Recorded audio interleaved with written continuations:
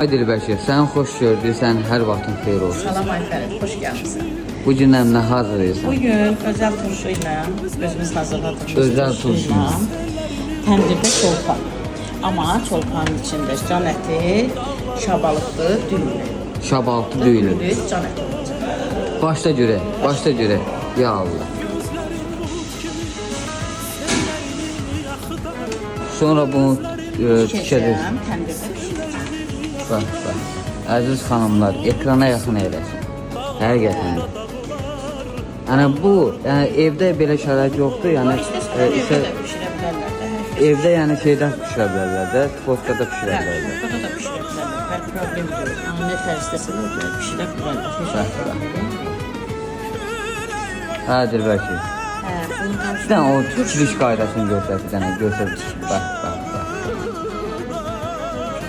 Üzərinə də nə vurarsan? üzərinə özəl turşumuzdan Özəl turşu, dad verir ha. Bax.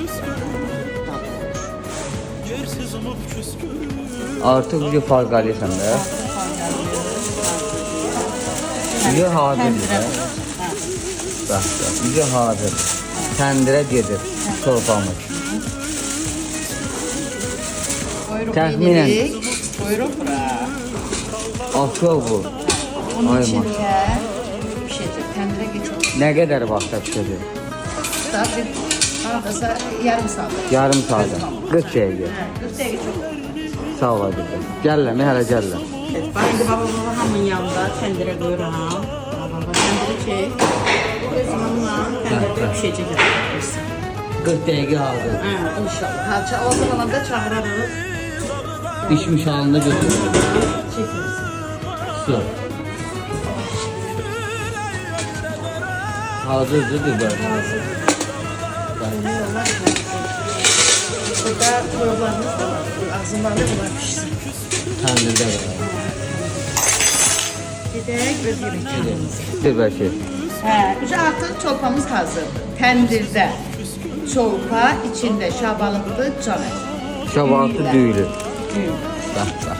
Balaca quzu deyə balaca Balaca quzu. quzu. Nə Ay, var? çolpa da bir nəfər. Özü kənd çorpası da. Biraz qaynardı. Gedirək Dilbəşir, gedirək. Şipsilə götürsək daha yaxşı. Ay, ay. İndi isə bunu da veririk. Dişlərimizə. Əlim qolum var olsun Dilbəşir. Çox sağ ol. Hamımızı su səsinə dəvət Bu işlərin hamısı su Su səsində da. səsində Dilbər aşbazın yanında. Allah səni var eləsin, çox sağ ol. Gözləyirik yolunuzu. Sağ ol.